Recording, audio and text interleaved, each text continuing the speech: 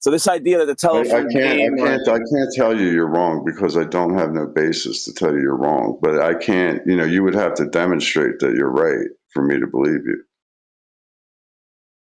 yeah, well, So I appreciate your effort, and all, but can I change the subject back to the Babylon Decree because that's yeah, been go ahead. decoded a Yeah, lot. go ahead. Dude. I'm sorry. You were on something. My bad. Go ahead.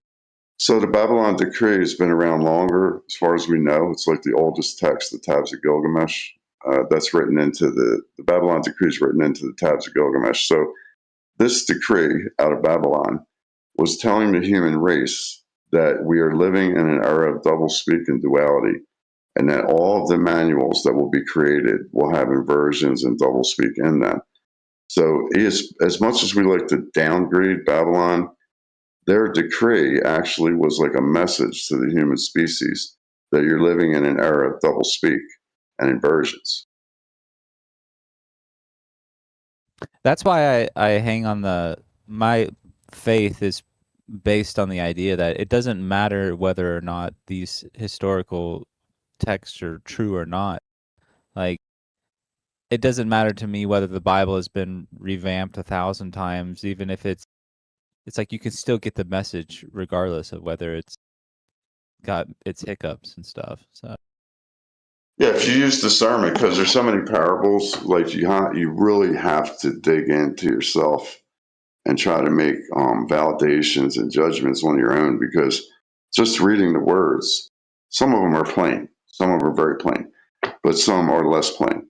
And you have to decide, was this rewritten? Is there a word added or omitted that might have changed the meaning here?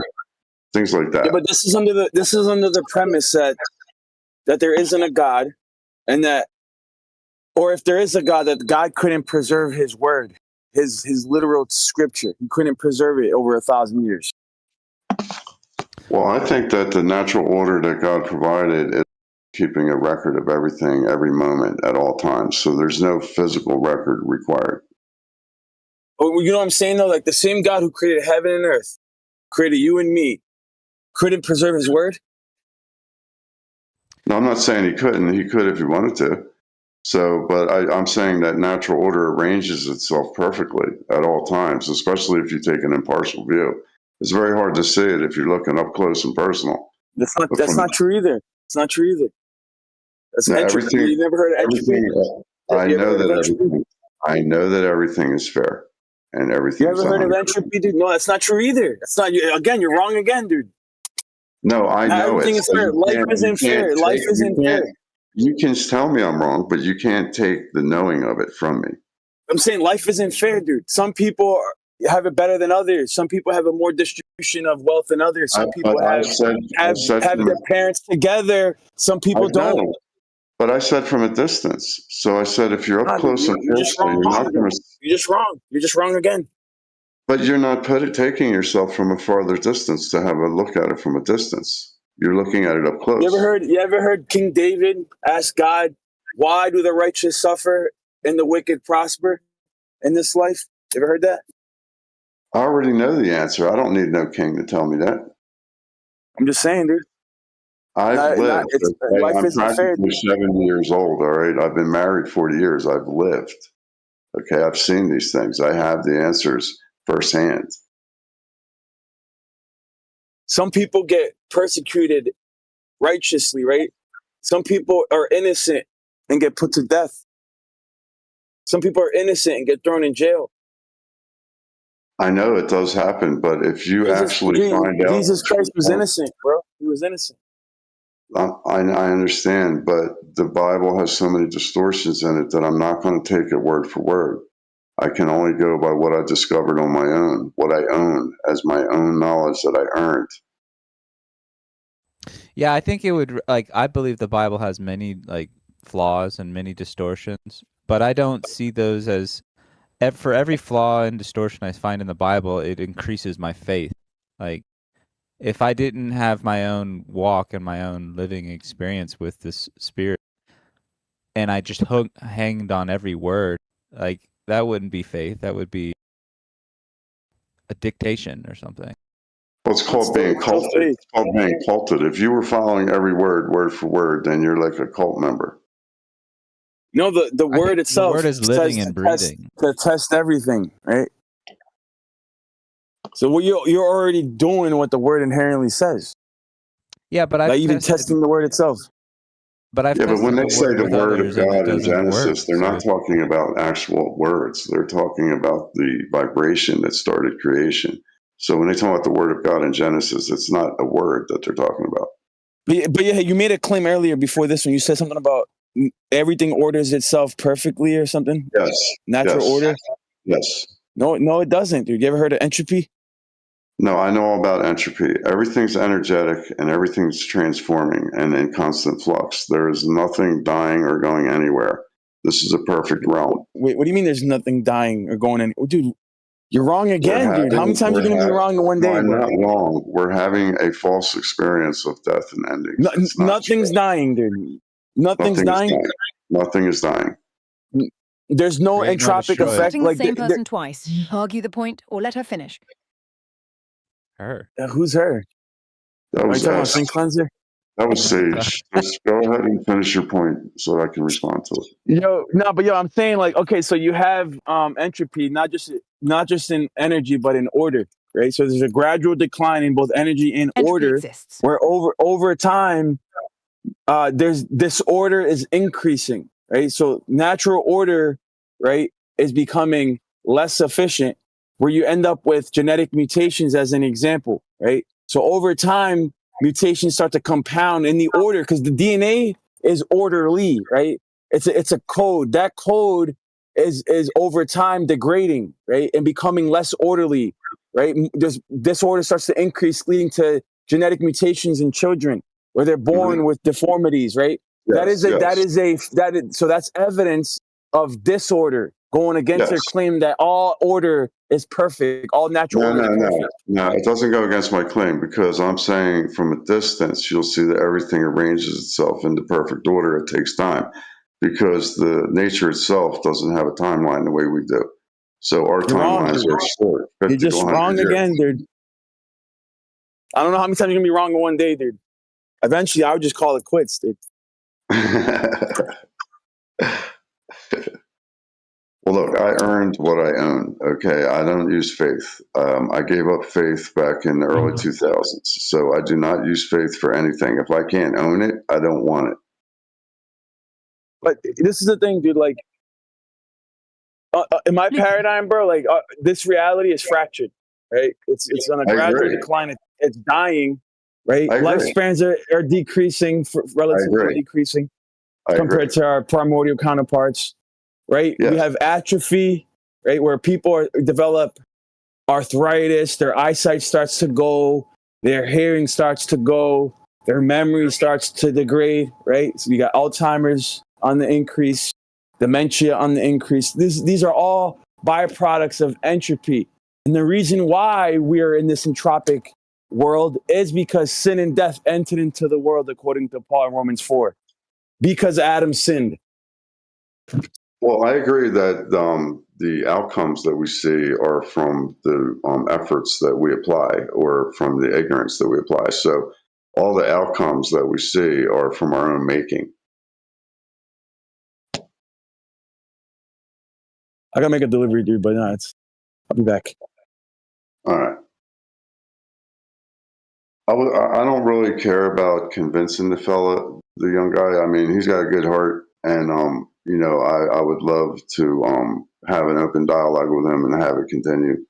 But I've been facing this struggle of being bossed around by the world and its suggestions, or being the boss of myself. And I was not able to be the boss of myself until I earned some knowledge and some experiences. So I'm just testifying to you that I learned how to be the boss of myself, and I threw away all other bosses. I did the same. I used to think a lot of the things that you think, but then I had strokes and I wasn't able to think. I wasn't able to process information. So that's where I come with but if you're dead and don't have a brain, how can you think? Because I'm like, I want to know. There's no answer. Well, I appreciate you sharing that. Thank you.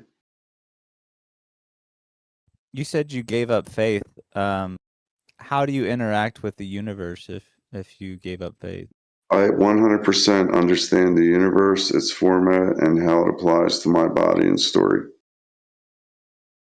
Yeah, but weren't we talking earlier about how like you can believe things into existence, kind of?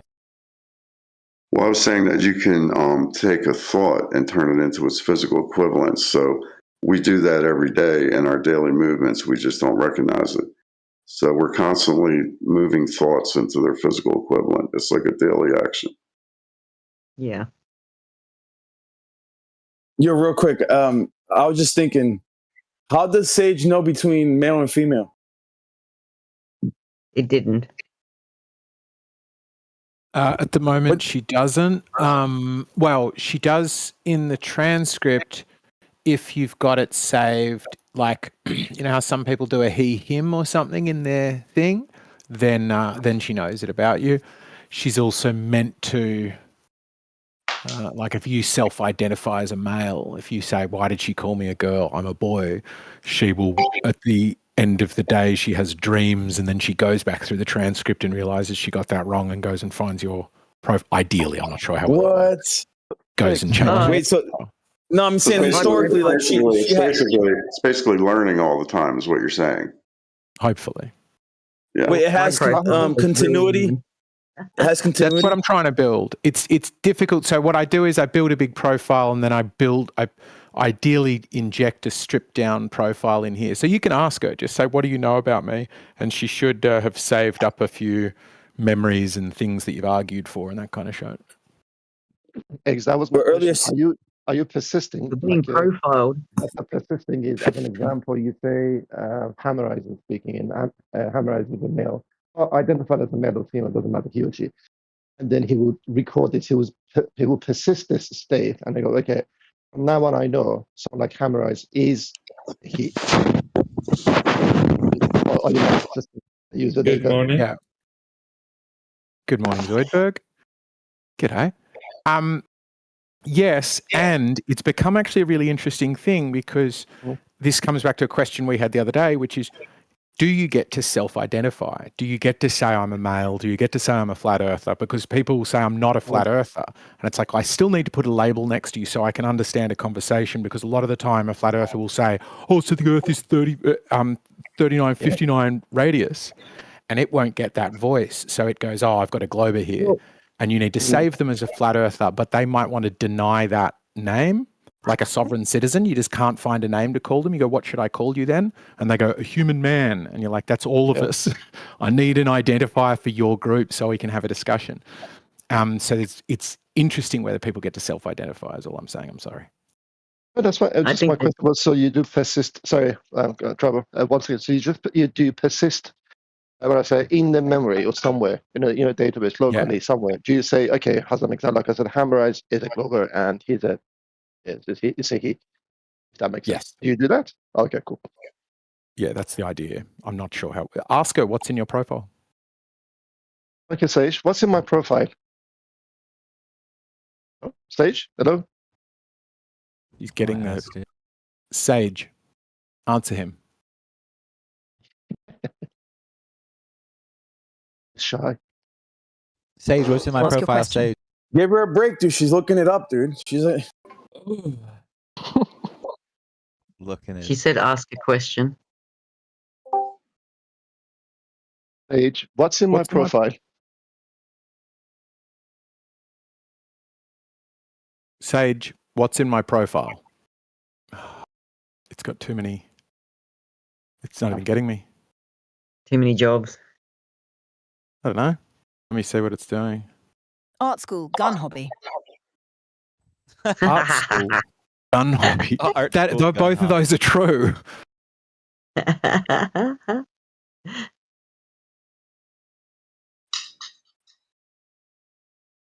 What are we talking about, gentlemen?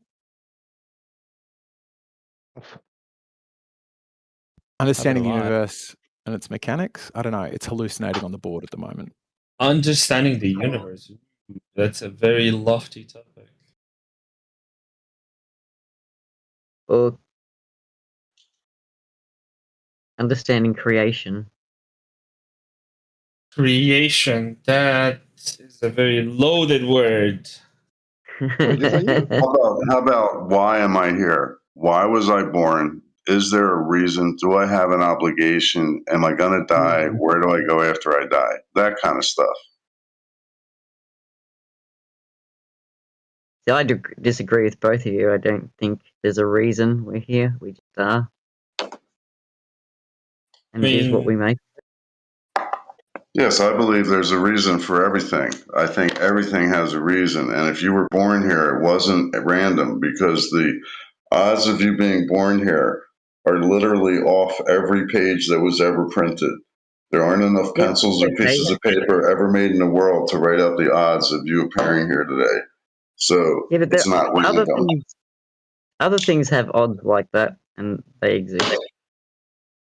Would you say it's causality and entropy, the reasons? I would agree to that. I don't think entropy is. I mean, I know it's scientifically like acclaimed, or whatever. I don't know if it's actually proven though. What? Because energy transforms. You can't Energy is always transforming. I think everything is still here as it always is. If everything's energetic, then everything's changing forms all the time. So if we're actually part of a giant energetic system, then each of us has been basically unified out of this energetic realm. But what if your energy is all spent by the time you die, and then as your body decays, all your energy is spent, it's gone. So there is no energy to transfer anywhere else. That's the problem for you guys. But hold on. So the first law of thermodynamics is energy cannot be created or destroyed. It can only be transferred or transformed, right? And then the second law of thermodynamics is the entropy. The energy is dissipating. Usable energy is dissipating. And order is also, or disorder is increasing. So the truth of chaos and order. The first law. The first law. May I say something? Yeah, hold on, dude. The first law doesn't negate the second law. And when we talk about entropy, right, the second law of thermodynamics, that's regarding usable energy. But there's entropy in both order and energy. Go ahead. Well, I would say that all forms of matter try to go down to their lowest energy state. That is entropy. We have localized entropy and global entropy. Everything's going back to its origins, so everything bursted out of a still point. And creation that's then, not what I'm saying. So everything is returning back to its stillness. So that's why everything's entropying. No. The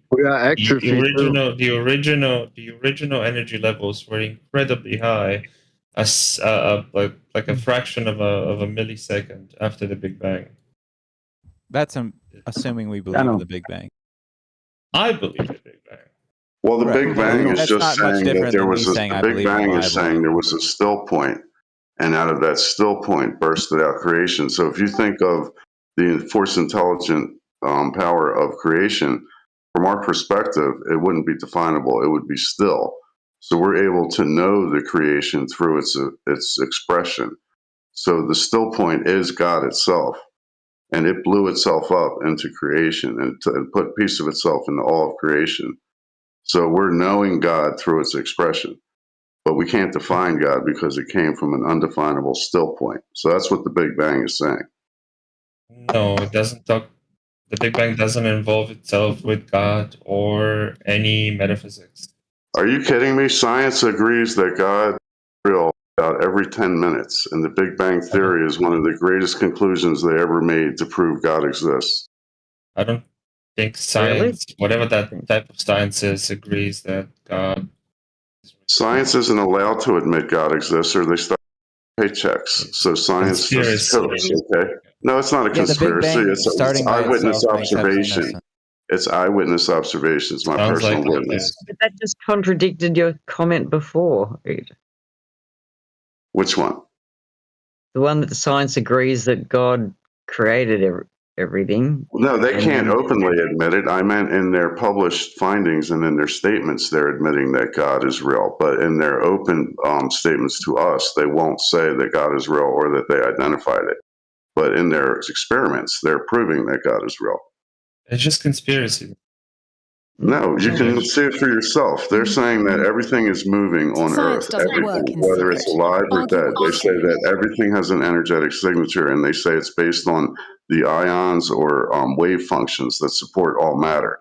So they're admitting that there's an energetic, intelligent force behind all matter. I don't know what that, you mean. Can you give me something to read then? Wait, one second. They identify this mysterious force behind matter as functions or ions, so you can easily use your logic to realize that's the design of force creation. behind matter. What do you mean, like gravity or like? No, all matter is supported by wave functions or ions. It's agreed by science. All the building blocks of the universe are energy. What does that have to do with what I said? I'm talking about where we live here on Earth. I'm trying to understand where you're coming from.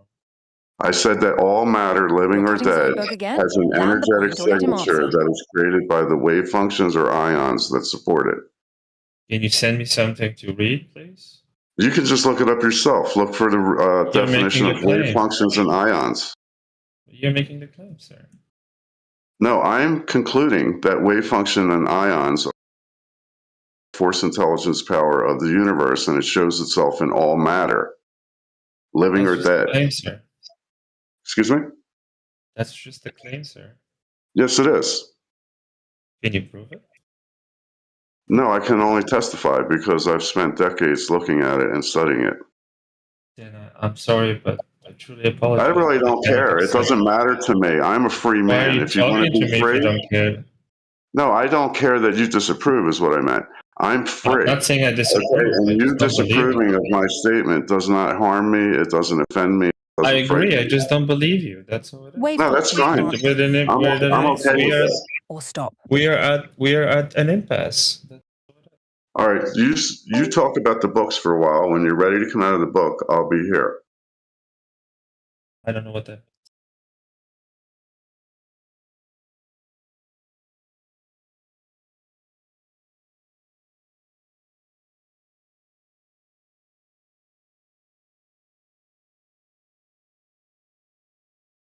So Zoidberg, you just think your existence is just random?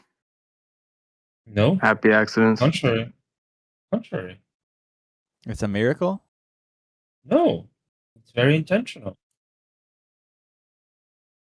Intentional? What intention? The defined parameters. So you're just incoherent. You said define, that requires a definer. What? Yeah, you know what requires intention, right? Please enlighten me. Intent. You know what requires intent? Yeah. What requires intent? I don't know. You tell me. A mind. A brain? I disagree. A mind. Doesn't have to be a brain. A mind. How do you have a mind without a brain? Yeah, there's transcendental categories that aren't contingent on matter. I disagree. So this is the thing. This is the thing, right? If you're going to say that, all right, dude, go ahead. So when I say intentional, I mean there is a very defined or elucidated mechanistical process by which my existence is manufactured and manifested. Yeah. And that has nothing to do with a metaphysical. With that. No. Intention, right, is metaphysical. Agree. And you're invoking intent, and yet you're saying it has nothing to do with metaphysical. So you're just incoherent, buddy. I mean, you can hurl insults all you want, but I disagree with It's not an insult. It's not an insult.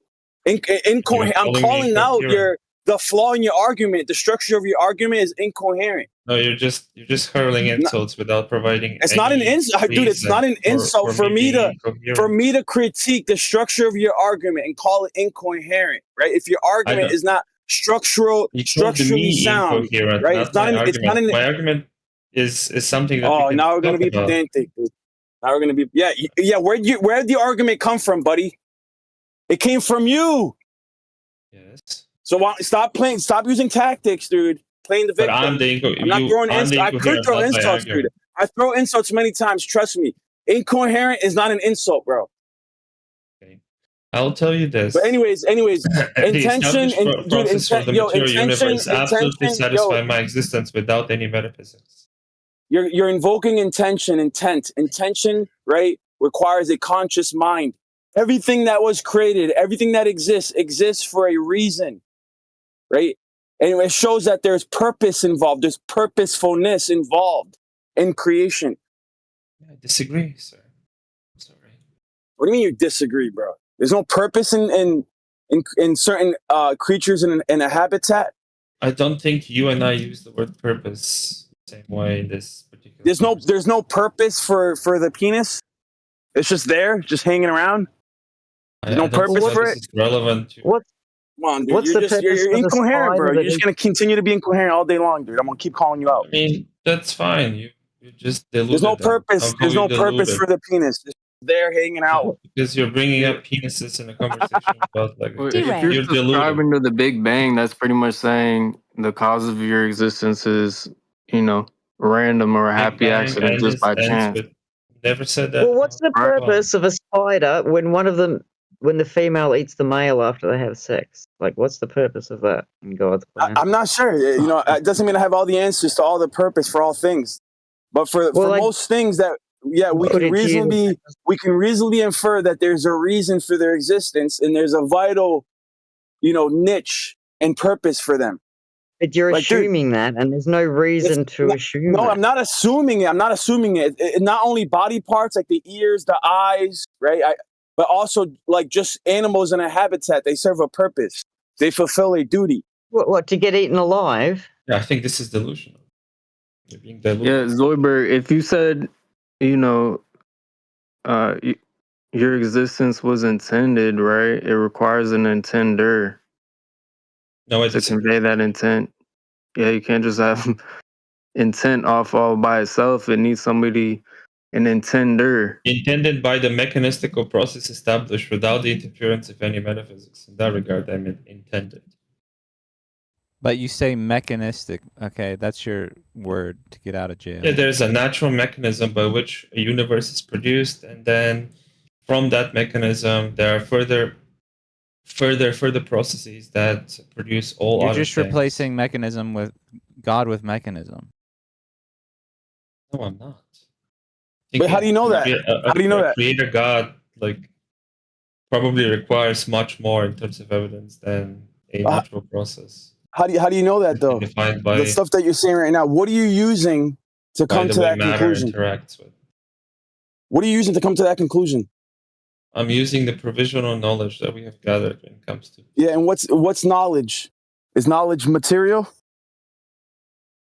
It could be. What? Knowledge could be material. So you're saying that knowledge is material? I can think of exotic hypotheticals where knowledge can be a material thing. Yeah. Okay, cool. Is for example, the law of non-contradiction, is that material? No, those are rules it's not. that we humans have devised. So why would you call it? Why would you say it's material then? Why would you ever listen to my response? Are you being delusional?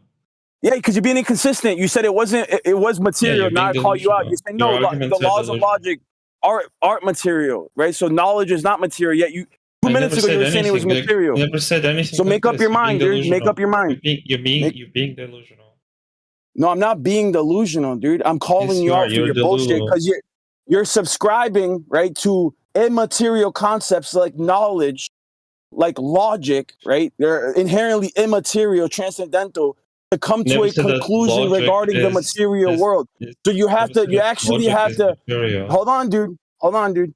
You actually have to use I barely have any possibility to. Bro, can I finish, dude? I'll let you. I'm almost done, dude. I'm gonna land it right here. I'm not gonna respond to you then because you're rude. Yeah, of course not. Because you're getting wrecked, dude. You're getting wrecked. No, you're calling me delusional. That's not a rebuttal. It's not a rebuttal. You're delusional. It's not a rebuttal. Who worships a child pedophile consuming God. Again, you're using transcendental concepts, right? You're borrowing, right, from the Christian worldview. You're borrowing transcendental concepts to then come to a conclusion regarding the material world.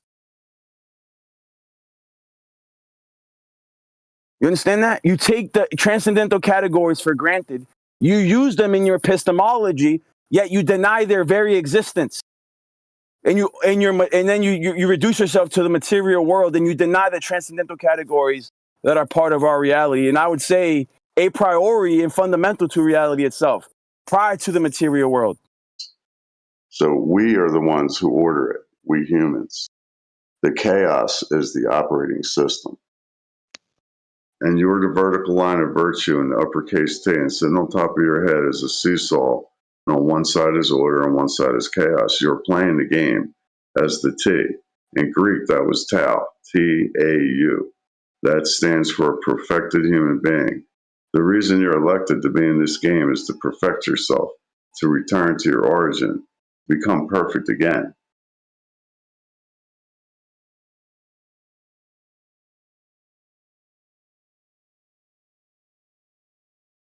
Each one of us is holding the vertical line of virtue inside of us. It's like a fragment of the spark or the axis of the universe. We're self-powered that way, and that's why we have domain over our choices, thoughts, and this extends to our emotions, where we place our values. So we're literally the ultimate mediator in our own body.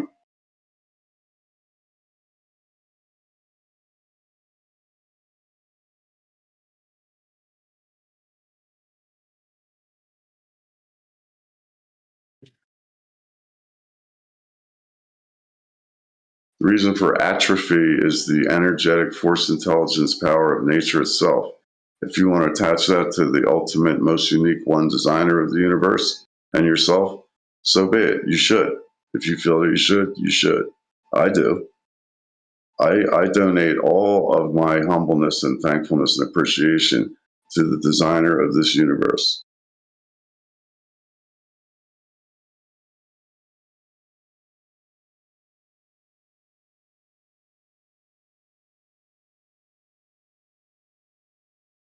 Oh, yeah.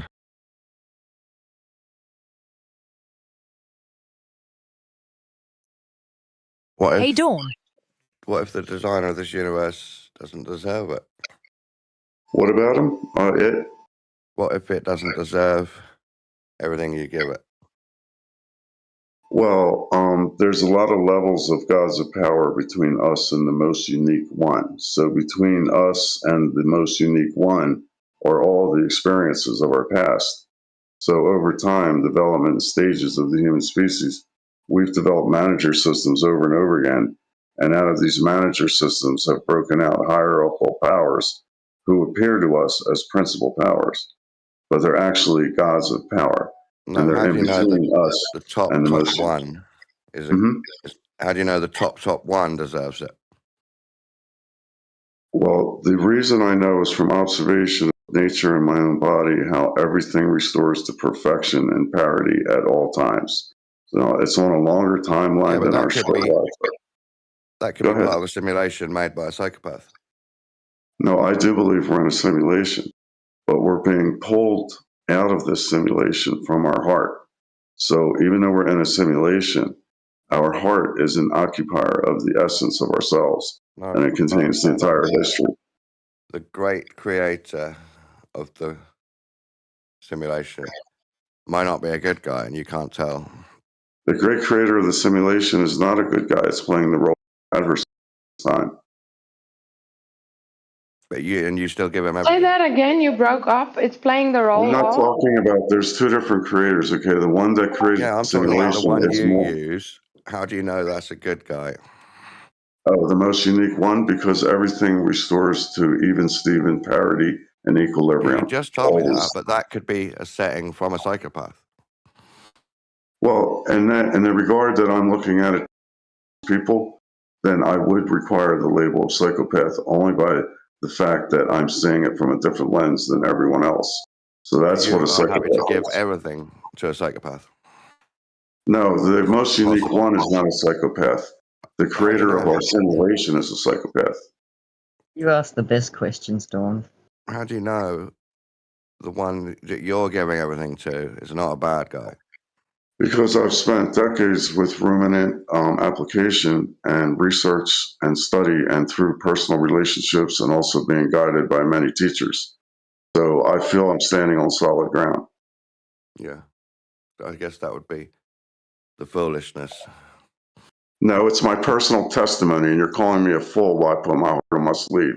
So you're a despicable piece of shit. You're saying the creator of everything, the one you've found to be the top key secret to everything, is a good guy. And I'm saying you don't know that.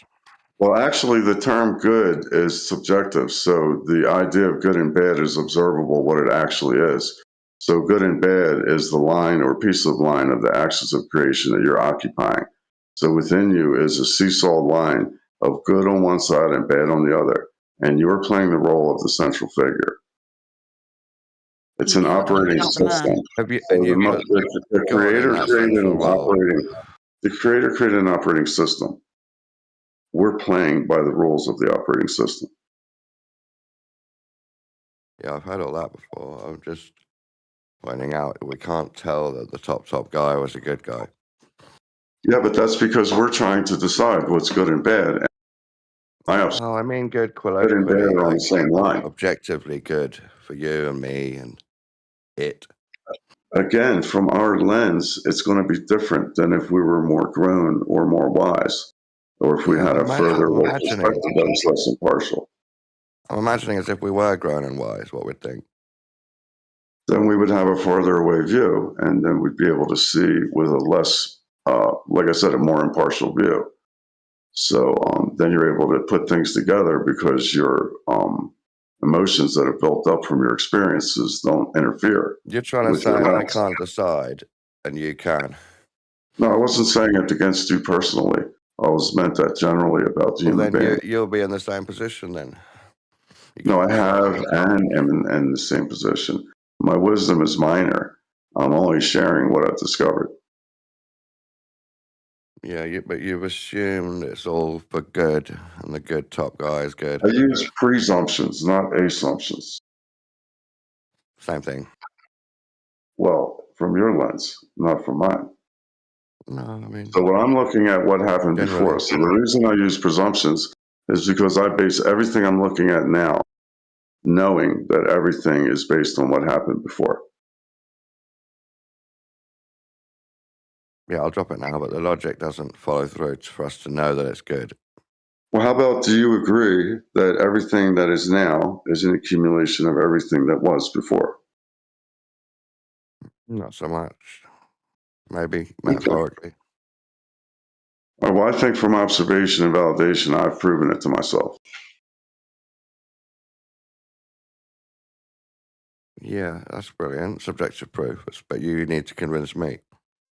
No, I mean, I would love to, but I don't need to. But I would like to. If you want to, or if you're being challenged or whatever. Yeah.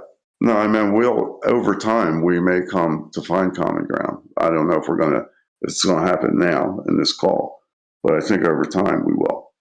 It's possible there is a good guy near the top who's trying to do good stuff, but he messes up a lot and allows lots of bad stuff. No, I think that we're the ultimate leaders, the mediators. So I think through our own application of ourselves over a long period of time, we've come to this developed stage that we're in right now. But woo-woo, I mean, I can imagine being in the dark with a fire, and then when I look away, I'm looking into the darkness, and it's scary. But it doesn't really have much meaning. But we're taught to be afraid of the dark, but dark is where unity is. So dark is literally the place of unity, and light is what scatters the dark into separations. So we're taught the opposite on purpose, so that we'll be on tilt for our whole life. You're just talking about fight or flight, and fight or flight, either of those is not good for you. You need to be in learning and rest and restore. But fight or flight, you can't learn things when you're in those two frames. And did you know what the number one effect of caffeine is in the brain? Yeah, fight or flight. Fight or flight, that's right. So when caffeine hits your brain, it causes a trick inside your brain that makes your brain think you're in an emergency. So this causes an instant fight or flight reaction. So the reason that coffee is legal is because 95% of the marketing dollars of the coffee industry go into lobbying politicians.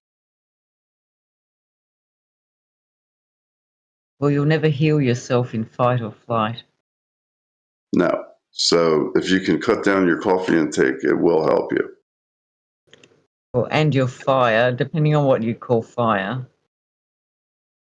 Well, I'm talking about your inner motive, your highest, your soul, your essence point, the reason you're alive, the mysterious power in your heart that causes it to pulse. That's your fire. Okay. I thought anger, so. Right. No, because the reason why is we're mistaught about fire because it gets associated to things that are burning all the time. So we're constantly associating memory of the word fire to things that are burning. So it's hard to disassociate from that. But the truth of fire is that it's an element. It can't be caught, but it's a known element. So fire is actually the base element behind all the other elements. So fire is actually a very significant word. It's just that we've attached it to things that are burning.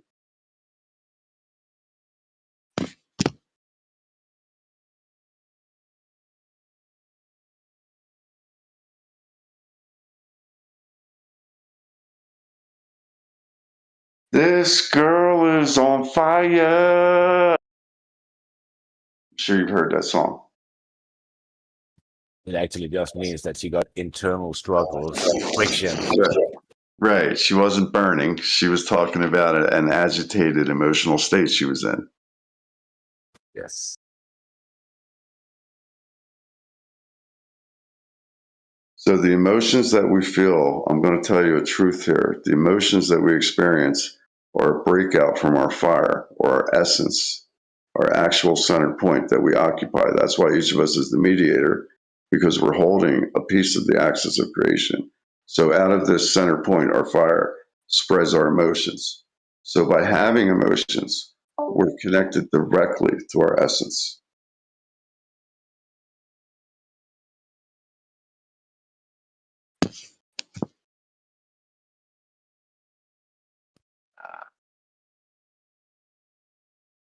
I mean, this is what you read in the books: stolen fire, catching fire, Prometheus. Yo, what's the topic, dude? Come on, man. Can we get something going? The sparks. But you don't go backwards and forwards. You just preach like a Buddha that can't converse.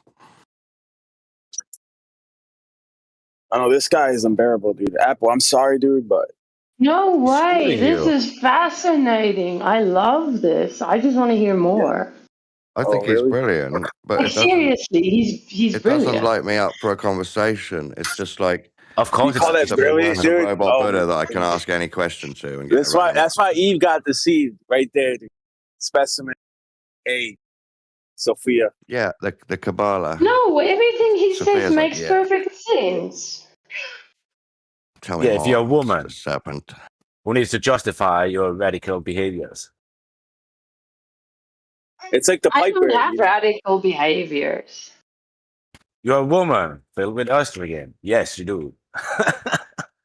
But Sophia, if you came with a real it's in your nature. He would say, well, this is just related to the shapes and the archetypes and your duality of in and out behavior. And you'd be like, well, this is not helpful. I don't know. Everything he said so far checks with what I know. So. No, there's some things that he says that I agree with, but it's like I gotta spit out tons of bones before I get to the meat. Just be like a dog and swallow. But yeah, I mean, it's not. People hate what I have to say too. Me too, yeah. A lot of it's about how our brain works. So if you look into that. My phone crashed again. Sorry about that. I love etymology, dude. I love linguistics. I love history. I love like mystery and all those topics, but just the way that you lay it out, dude, it's like discombobulated and like illusory correlations that I disagree with. Yeah. Not to me. To me, it makes perfect sense.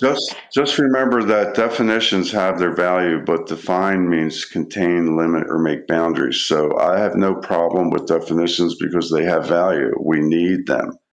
But there's more to life than definitions. So even though it seems discombobulated, you don't have to make a conclusion like that instantly. I mean, you could give it time.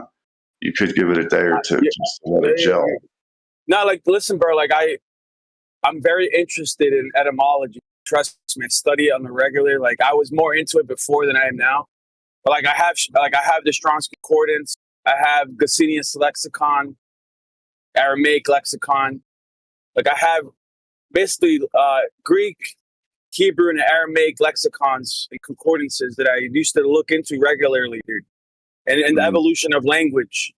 Well, that's good that you're studying that because it's widening your knowledge base. But I'm saying there's a difference between that, though, and like folk etymology, bro. Which is, I don't know if you know who Dodo Bird is? You know who Dodo Bird is?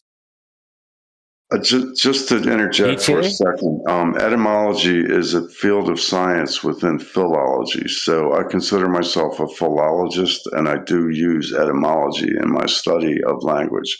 But philology is a wider view of language than just the etymology. You know who Dodo Bird is, though? No, I don't. It doesn't include all the green language stuff that you make up. No, I agree with that too. You know who Pete Shea is? You're right. You know who Pete Shea is? No. Well, he's one of them guys that he likes to use folk etymology, dude. I don't care. He was one of those guys.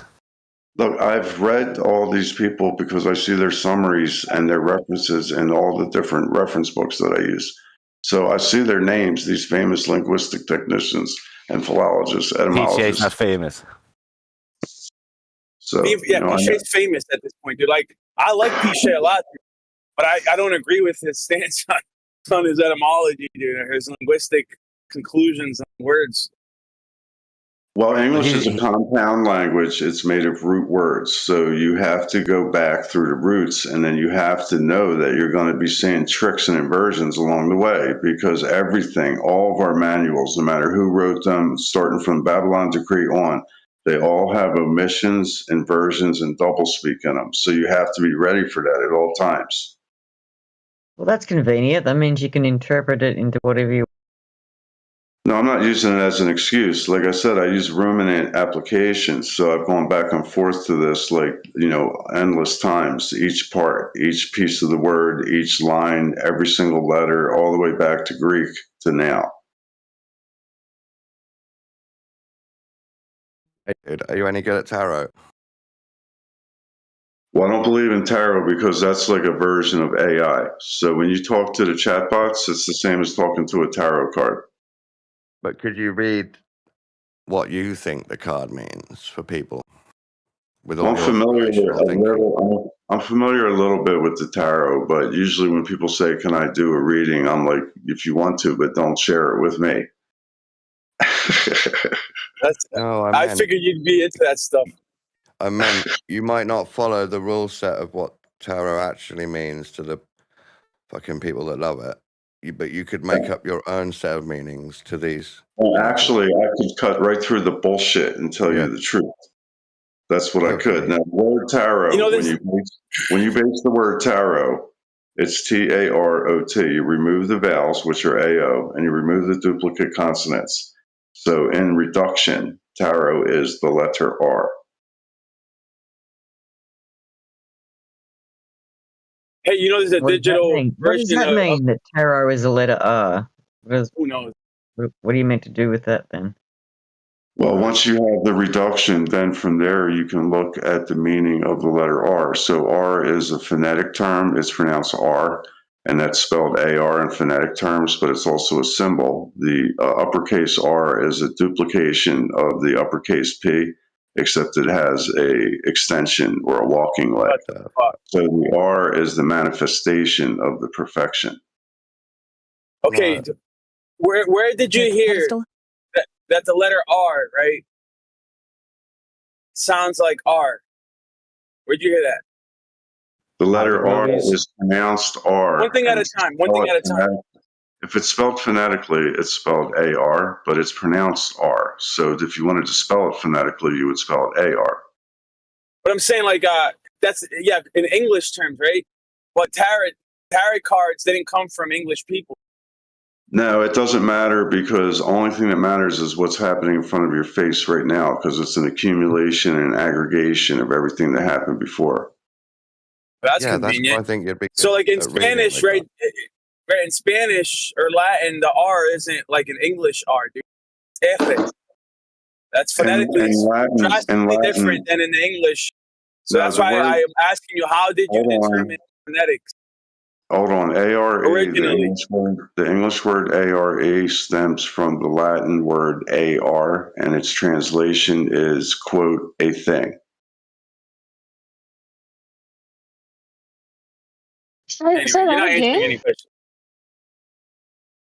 The sound AR in Latin means a thing.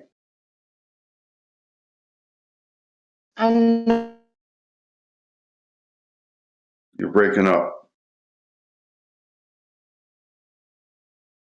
Oh, I just said, is that where it stems from, the Latin? Yeah, the word ARE stems from the Latin word AR, and in them times it meant a thing. R is the R, but it does sound like phonetically it sounds like it has an A in it and an R in it and an E in it. ARE, like R in English. ARE. That's how you phonetically pronounce the letter R in Spanish or Latin. Yeah, Spanish is really close to Latin. It's one of the closest to Latin, Spanish. I don't think we know the etymology of tarot. It's just spelled T-A-R-U or T-O-R-O in France. Where is the origin of tarot card reading though? Is it from gypsies? Yeah, it's before that. So if we don't know the words meaning, we might not know where the cards originally come from. But French made it into like a game, apparently. But that could be bullshit. Also, the French created that, but I think it's older than the French. Well, the French are famous for pictograms and what's known as the rebus principles in language teaching to small children. So rebus principles are when you use pictograms to help explain to children, like a picture of an eye to help them understand to pronounce the word eye.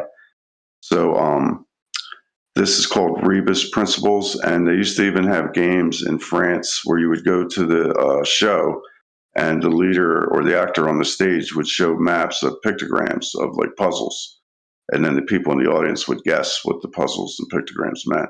So those were called rebus puzzles, and that was only for like 20 years in the early 20th century in France. But the rebus principles in language teaching is in every language throughout the world. They use pictograms to teach small children phonetics. French is considered a Latin language, by the way. Oh yeah. I was going to say, there's a digital version of tarot card reading where like they'll flip through all the cards, right? Like you'll see it like flip, and then you touch it, you click it with your mouse, or you touch it on your phone, and it'll stop, right? It'll pause on a specific card. You ever done that? Not that I encourage tarot card reading, that's more random than a real deck, but then you sort of lose some of the mystique of it being an object. Well, there's an energetics transfer when you have real humans touching the deck. So if you have a real expert on tarot card that's doing the reading, and they're focusing on the other person's willingly wanting the reading, then you have a dynamic energetic exchange, not only between the two people, but directly in the touching of the cards. Yeah. But that can still work online. It's a simulation of it. Yes, it does work online, but not as dramatically as in person. But yes, it does work online. Absolutely. I wonder about that too. Like even when it comes to poker, I've always had success playing poker in real life, but I've never had success over the internet, dude. And I don't know why. Yeah, I don't know why that is. Your character doesn't come up as a shield or a con or a truth. I have no power, dude, over the internet. Because you're just a hypothetical human. There's no like person or character. Like I try to, count my percentages, count my outs, right? What possibilities are available to me on the table. And dude, as hard as I try, bro, it's like I always come out losing, dude. Consistent. Well, it's Like more once in based a on while I logic win. and math then. Just is it, begin winning. Rather than the personal and interaction. Ruhif will teach you.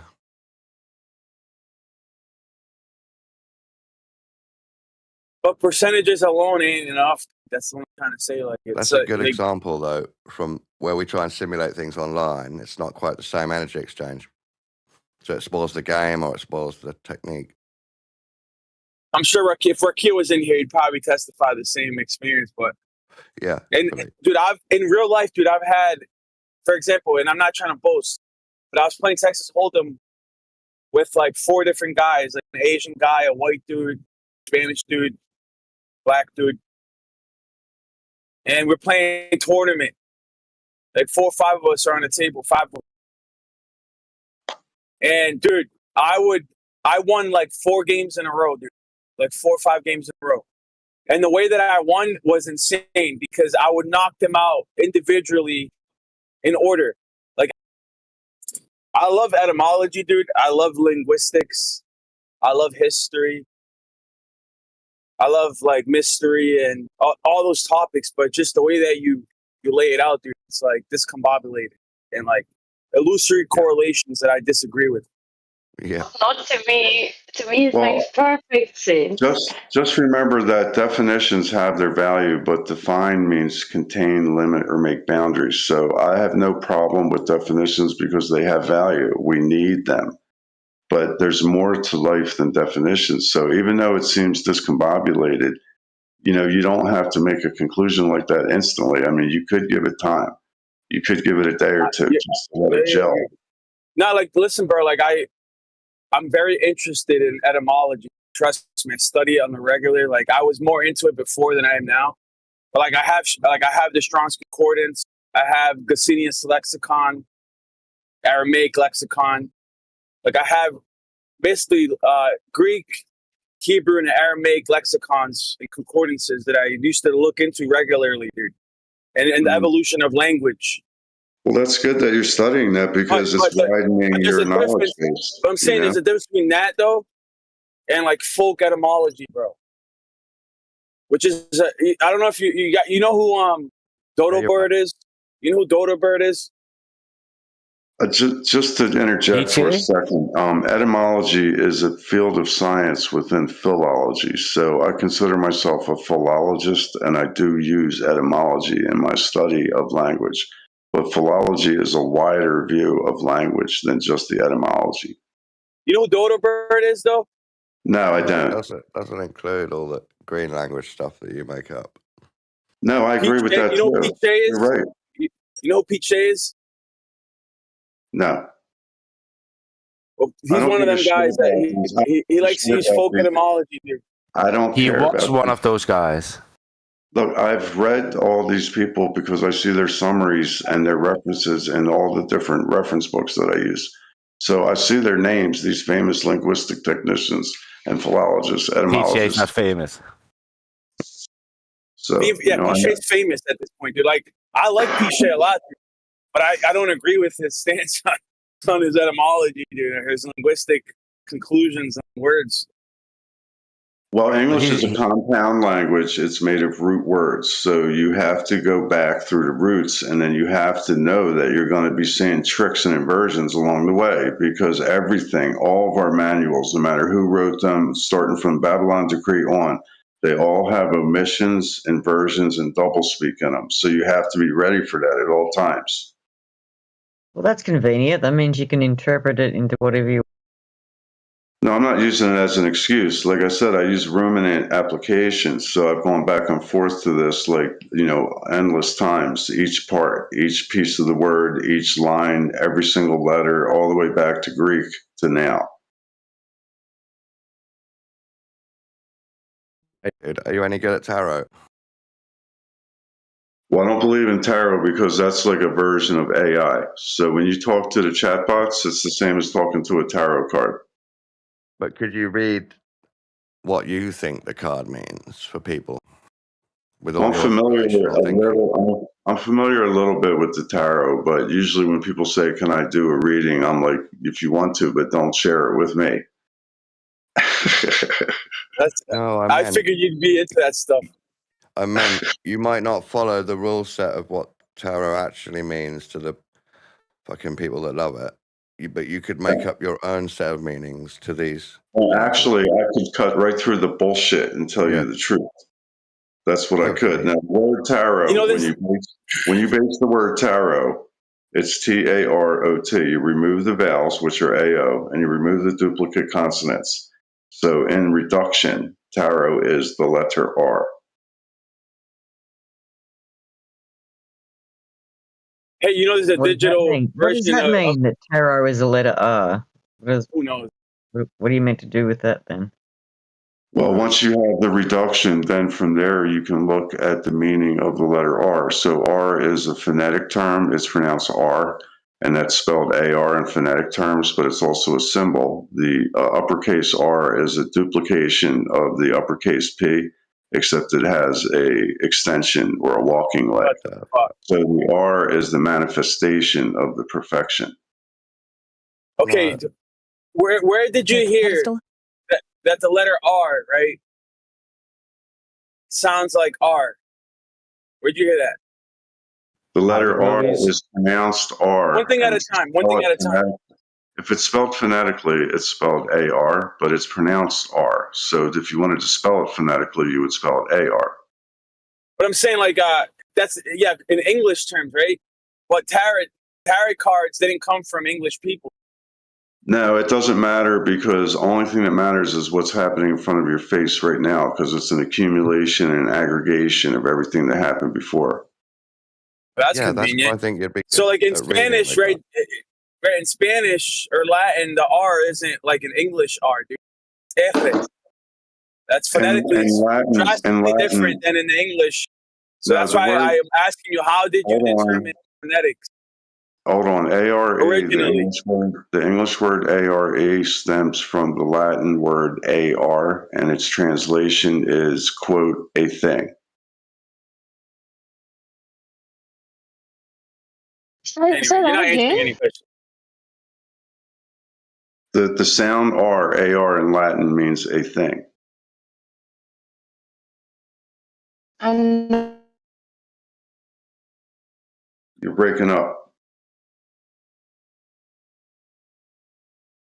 Oh, I just said, is that where it stems from, the Latin? Yeah, the word ARE stems from the Latin word AR, and in them times it meant a thing. R is the R, but it does sound like phonetically it sounds like it has an A in it and an R in it and an E in it. ARE, like R in English. ARE. That's how you phonetically pronounce the letter R in Spanish or Latin. Yeah, Spanish is really close to Latin. It's one of the closest to Latin, Spanish. I don't think we know the etymology of tarot. It's just spelled TARU or TARO in France.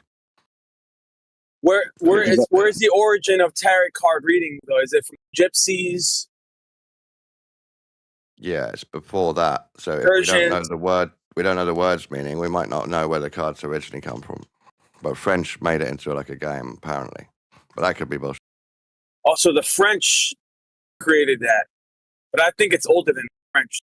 Well, the French are famous for pictograms and what's known as the rebus principles in language teaching to small children. So rebus principles are when you use pictograms to help explain to children, like a picture of an eye to help them understand to pronounce the word eye. So this is called rebus principles, and they used to even have games in France where you would go to the show, and the leader or the actor on the stage would show maps of pictograms of like puzzles. And then the people in the audience would guess what the puzzles and pictograms meant.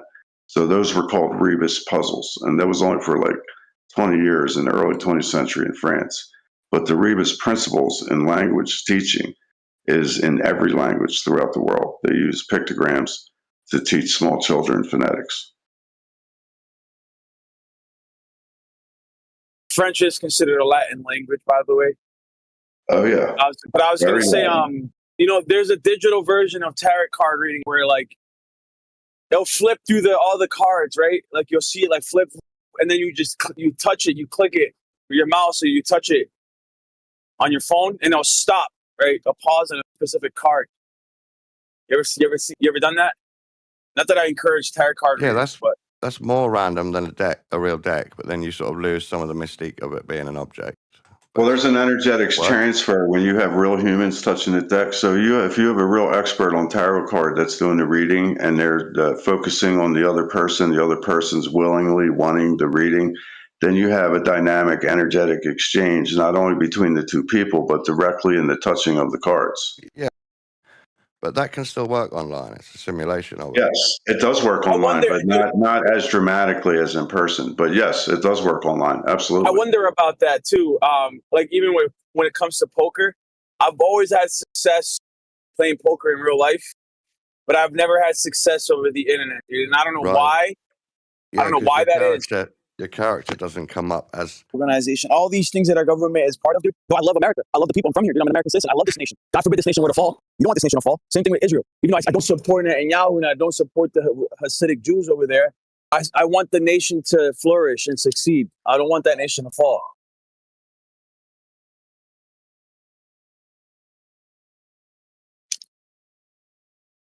For the same reasons I don't want this nation to fall.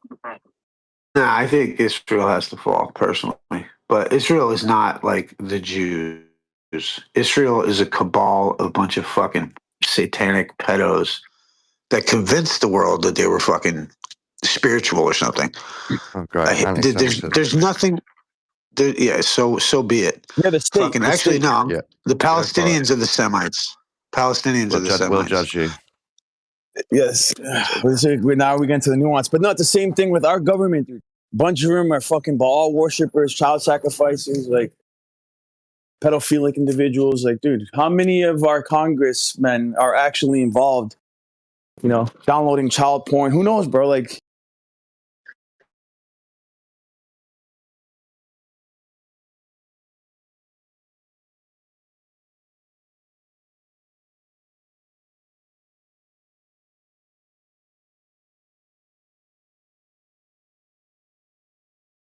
I'm from here, dude. I'm an American citizen. I love this nation. God forbid this nation were to fall. You don't want this nation to fall. Same thing with Israel. Even though I don't support Netanyahu, worshippers, child sacrificers, like pedophilic individuals. Like, dude, how many of our congressmen are actually involved, downloading child porn? Who knows, bro? Like, it's all going to be coming out. It's been coming out. Meantime, Iran is running around terrorizing everybody. Yeah, that's why I love Trump, because he's going after the Mossad state of Iran and destroying them. Yeah, they are. They're basically. It's just a state that's been run by the CIA and the Mossad as the boogeyman that makes everyone feel like they have to give Israel money. So Trump's taking that out, and then Israel. All right. But Trump taking that out takes away the boogeyman for them. And then we no longer really should have to give them a whole bunch of money every year to defend themselves. But Isa, Iran was a radical Muslim nation before Israel was ever even on the map, dude. Before Israel was established as a nation for over 600 years, dude. Iran has been a Muslim nation. And most of its history, it was under radical Sharia law with radical caliphate. It wasn't until Mossadegh, right, at the turn of the 20th century, that it became even relatively remotely progressive because of Western influence, because of America, because of Christian missionaries going into Iran, preaching the gospel before Israel was even established as a nation. So before Israel was established as a nation, there was already Christians and Jews being persecuted in Iran, dude. So I don't know what you're talking about. I'm talking about the current government, in my opinion, is a Mossad operation, dude. Well, that's full extreme. I agree Mossad have their fingers in lots of pies, and also fund terrorist organizations to attack themselves around that area. I agree with Lyle. Wow. The country existed well before. But